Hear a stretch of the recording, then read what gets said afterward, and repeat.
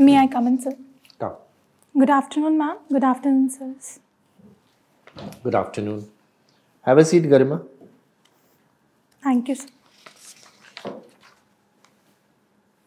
So, Garima is from Bareilly. Yes, sir. I was born in Born Bareilly. in Bareilly? Yes. Right now, you're in Uttarakhand. Yes, sir. Are you serving anywhere? As Are you serving anywhere? no, sir. Achha. So, English literature and sociology. Yes, sir. And your hobbies include watching series. Is it web series? Yes, sir. Reading fiction. Can you tell me any web series which you have seen recently? So recently I'm watching Suits, which is a legal drama. Suits. Okay. Yes, sir. All right. So, what is that something which has helped you increase your knowledge or your skills or improved attitude? Sir, I believe yes, it has helped me in building my personality as well as my knowledge and my attitude. In a way, it has inbuilt within me the positivity. Along with that, how to deal with the complex situations. It has helped me in ensuring that above everything there is ethics. So we have to follow ethical principles and laws and regulations in order to come to a decision and decide on the merits of the issue. This is what I've learned. Okay. Garima, tell me, with the schemes which have been launched like smart cities, Yes, sir. so there is a migration from the rural to the urban areas. Yes, sir. Now, in order to create more jobs in the rural areas, Yes, sir. what steps can be taken by the government? Sir, to bring development and employment in the rural areas, I believe there is a need to strengthen and empower the locals themselves.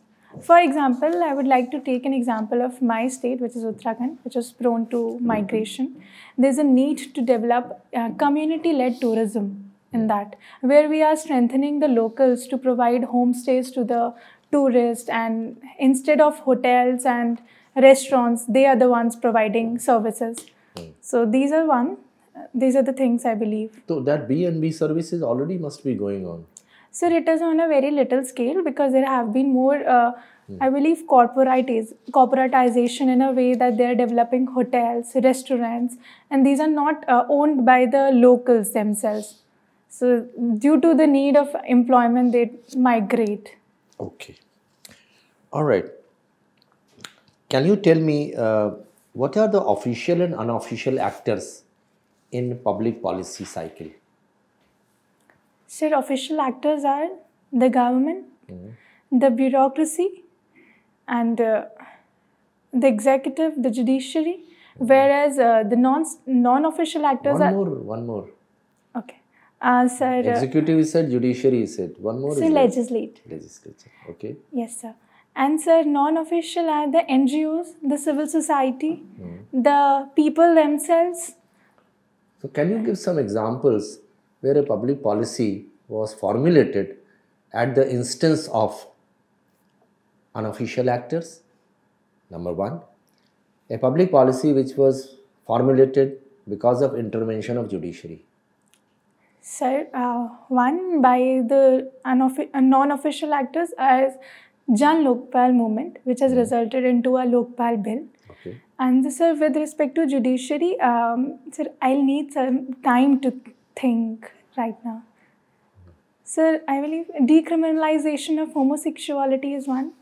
This has been done through judicial intervention. One of the very important policies which was formulated for empowerment of women. So yes, sexual harassment, sexual safety at workplaces of the women. Prevention of sexual harassment at Yes, workplace. Okay. All right. My last question is, what is the role of conscience in decision making, in solving ethical dilemmas before a public servant? Yes. So may I take few moments? Sure. So conscience helps an individual to have a development of this self-awareness, to face, in order we face ethical dilemmas. So to come to a conclusion, there's a need for introspection. There's a need for the self-awareness, self-motivation. So all of these are developed by the ability of conscience, the critical thinking power. So this is something which comes from inner tendencies. So this is what I believe, sir. Okay, thank you. Okay, so some questions from sociology. Sociology is your optional. Yes, sir. Okay, can you tell me 4 types of suicides Durkheim talks about? Yes, sir. Yeah. So Durkheim talks about anomic suicides, egoistic suicides, fatalistic suicides, and altruistic suicides. Okay. And the practical example of an altruistic suicide?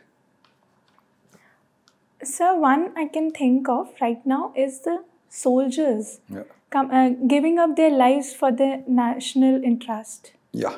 Okay. Now, stratification, there are 3 main theories. Yes, sir. Marxist, Weberian, yes, sir. and structural functional theory. Yes, sir. Which of the theory describes the Indian society closest and the best? So one, I feel structural stratification. It provides closest because it is believed that stratification is functional in its perspective. Also, one is Weberian stratification. I feel it is more aligned towards Indian society. So what are the 3 things he talks about? So Weber. Weber. So Weber talks about stratification in terms of class, social status, and the power. Okay. So social status, how does it relate to Indian society? Yes. So social status is more about the way of living of an individual and the lifestyle choices of the persons. So this is how I think that the lifestyle choices that we have in our society is leading to the stratification process. Okay. So what is the difference between achieved status and ascribed status? Can you give examples? Yes, sir. So ascribed status is about which is allotted from the birth itself. One we can think of is the older society where Varna system and Brahmanization is one of the ascribed status. Right. And achieved status is based on our own skills and education. For example, we are able to reach to a better position in the company is because of our skills and our education. That is achieved. Yes, sir. So, but that you mentioned one word, yes, sir. Brahmanization. Sorry, so yes. Is that a ascribed status? That's not ascribed. Sorry, sir. What is Brahmanization? Sir, I apologize for that. No. No problem. So Brahmanization is where a lower caste person look and adopt the practices and the cultural rituals of the upper caste. In terms of Brahmanization, they imitate the Brahmins. Brahmins? Yes, sir. Okay. And in Sanskritization? So Sanskritization is same as Brahmanization. It also focuses on this only. Sanskritization is more or less ascribed and attached to Brahmins itself. So Sanskritization is a broad word. Yeah. Brahmanization comes under it. So in Sanskritization, whom are they emulating? I am specifically using the word emulating the external symbols and rituals. So, yeah. Isn't it? Yes, sir. So which caste is that? Sir, upper caste. Srinivas came up with that caste concept. Yes, sir. Which is that? Dominant caste. Yes, sir. Thank you, sir. Okay. Thank you. English literature. Yes. Have you heard of this phrase called white man's burden? Yes, sir. Tell us something about this. So white man's burden is how it is believed in the colonial mindset that the people. Sir, can I take an example of India where they have given in terms of India, where the people of India are considered the burden of the white man who were the imperialist and the colonialist in the country when the country was ruled by the British government. Right. So who wrote this poem? Sir, in the current moment, I'm not able to recall. Okay, it's a long poem. Yes, which was written way back in 1899. Yes. So please read about that because that's a term which is used even today by a lot of MPs in British Parliament. Thank you, sir. I'll read. And how is it that a country like India, which had a great history of 10,000 years, Yes, sir. where all good things were happening when the whites were still roaming around in the forest, that everything the Britishers made us forget what our great legacy was and thought they've come here to civilize us?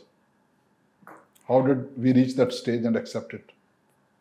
Sir, I think it was because of the lack of consciousness within the people themselves. Consciousness, people like Vivekananda had gone and taught Europe what brothers and sisters means, what brotherhood means, what one country, what is that? Yes, sir. What Prime Minister says, what is that? One world, one family? Yes, sir. Vasudev Kutumbakam. So this was a philosophy in India for the last 5,000 years. Yes, sir. And Britishers can come and tell us that we know nothing. Why did we reach that stage? Sir, in my limited knowledge, I think this is because of a lack of education that was not there in terms of... Sir, Education, India had people like who was that Chinese historian who came in, people from all over the world were coming and studying in universities. So India didn't lack wisdom, education, or science. so there was division in the society. Division in the society. We Yes. allowed them to exploit us, right? Yes, sir. Starting from Mughals. Yes, sir. All right. Can you summarize the Pakistan internal situation for us today? So, yes, sir. So, Pakistan is facing an economic crisis. There's a problem of political instability within the system. Along with that, there's a problem of structural economic system. Since Pakistan more relies on the debt from the external sectors, so that is also one of the reasons that they have internal problems. Along with that, the recent floods that have devastated their economy and their problems has led to higher inflation. So you think Pakistan is in a position to actually service the debt from whatever resources they have at the moment? I think the fuel cost is about 270 rupees a litre. How much more can they tax people? Sir, But what is the solution? Sir, right now they are asking from the IMF the Yeah, loans. but that's a loan. That also has to be paid back. Yes, sir. So for that, they had to work on the structural problems that they have in terms of economy, in terms of unemployment crisis and all. Along with that, since they are more relied on China's indebtedness, so that is also they need to think upon. Okay, have you heard of a place called Great Nicobar Naval Base? Sorry, sir, I have not. I'll It was in read. the news last couple of days. Please read it. Yes, sir. Be I'll read. updated with the latest news. Thank you. Yes, thank you, sir. Okay. Garima, you belong to Uttar Pradesh, Bareilly. Huh? Yes, sir. Uttar Pradesh has been in the news for a long time, for various reasons. Yes, sir. There is a lobby in the Uttar Pradesh which wants India to be converted into a Hindu rashtra. Yes. What is your take on that? Sir, I believe that India is a multi-religious and a multi-diverse country. Converting one country on the basis of one dominant religion is not a practical solution. I looked at to sustain peace and harmony in the society and also with respect to the national security of the country and the integrity of the nation. Is it permissible under the law of the land? Sir, no, sir. We are a secular country. We are a secular nation. Our preamble focuses on the word of secular. So, secularism does not allow to form a major dominant religion in the country. Assuming that it is approved by the parliament as a Hindu rashtra, what will be the implications? Sir, there will be social chaos in the society. There would be problem of harmony and peace in the society. It would also lead to the division in the society. It could also increase the internal problems. It could lead to rise in left-wing extremism. So this might create a problem for us. Okay. Have you read Ramcharitmanas? Sorry, sir, I have not You have read. not. Who has written it? Sir, in the moment I'm not able to recall the name. You must remember, I think. Sir, We'll be able to recall. sir, Fine. I'll read about it. I knew, but I have forgotten as of now. Tulsidas. Yes, sir. Sorry, sir. Okay. Thank you, sir. There was some controversy in Uttar Pradesh about Ramcharitmanas, which spread across the country later on. I'm not aware, sir. Okay. I'll read. Okay. Bareilly, you belong to Bareilly. Yes, sir. It was in the news recently when a transgender teacher from a school was sacked. Are you aware of that? Recently, as recently as 2 weeks back. Mm, And transgender is an approved third gender, Yes, approved sir. by the Supreme Court. yes, sir. Why was he or she sacked? And nobody took notice of this. Yes, sir. Sir, because we have there's a problem of acceptance of the third gender in the society. Even after Supreme Court recognizing the third gender, we are not able to accept them because of our mentality. That means we are all violating the orders of the Supreme Court? So in a way, if we are not accepting them, then yes, we are.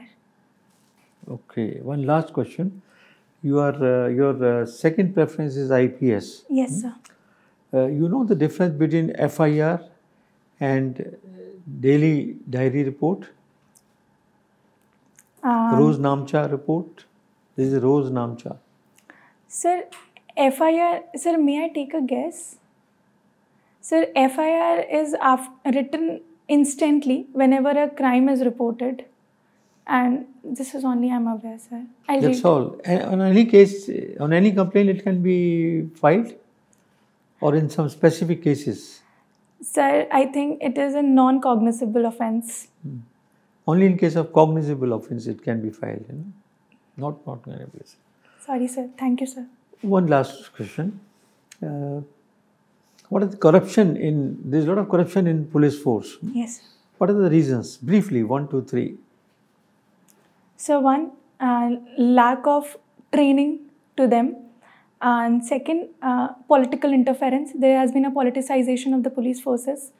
Third, they don't have a proper infrastructure. Infrastructure. So yes, that is why we require. And shortage of staff also. Yes, sir. So that is why we require certain reforms. There's a need for technology improvement in their training. Also, we can also have a code of ethics and a proper SOP for them. Thank you. Garima, what is debt to GDP ratio? Ma'am, debt to GDP ratio is the ratio which shows how much debt we owe with respect to the. To whom? So, ma'am, to internal as well as the external sectors. Okay, so if we have higher debt to GDP ratio, is it good or is it bad? Ma'am, it is bad. Why? Ma'am, because it will lead to the vulnerability of the economy. It will lead to inflation as well. It would also lead to intergenerational.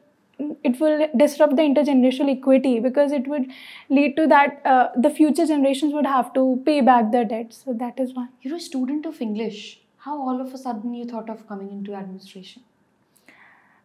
Ma'am, I have always thought of coming into civil services, and I believe that English literature has given an impetus to it. In a way, it has strengthened my thinking abilities. It has widened my perspectives. It has widened my choices. So this is how I have thought, and I believe that English literature has given a force to it. Garima, you have been born in Uttar Pradesh and currently living in Uttarakhand. Yes. What is your opinion on division of states? Do you think dividing a state into smaller states, since we see that demand coming often for other states also, Yes. do you think that helps a state develop better? Ma'am, I believe it depends on the people's aspirations as well as the regional demands as well as for the development of that particular state.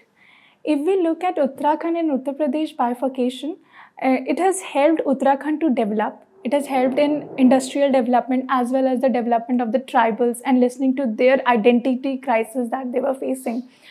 However, if there are separatist tendency arising out of the bifurcation of the state, that might lead to the problem of national security and integrity of the nation. So that should not be allowed. However, with respect to the bifurcation, there should be a proper consensus of all the stakeholders. Garima, my last question to you would be, you see people or men who are educated, doing good, even some of them are bureaucrats, they are also taking dowry.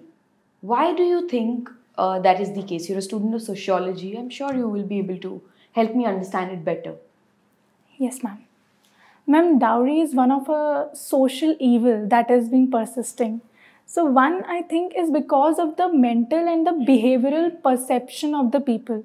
There is this attitude. But you see, the purpose of education is to enlighten you, Yes, and to open your horizon. yes, ma'am. But if still you're taking dowry, that means your education has failed you, isn't it? Ma'am, yes, ma'am. In a way, yes.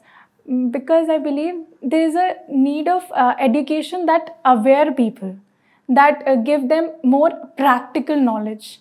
Since it is generally perceived that education is more for rote learning and this. So that is value-based education. Yes, ma'am.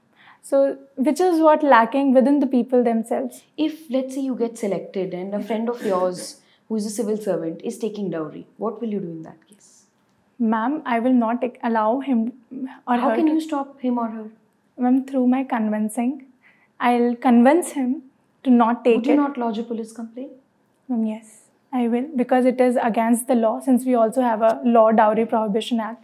I'll take actions in terms of, I will not take actions in terms of that, but I'll try to use legal procedures for that. Also, not only legal, there's a need to change the attitude of the people. So I think only a legal process cannot help this. There's an equal requirement of collaborative social awakening of people. All right. Thank you, Garima. All the best. Thank you, sir. Thank you, sir. Thank you, ma'am. Unacademy. Let's crack it.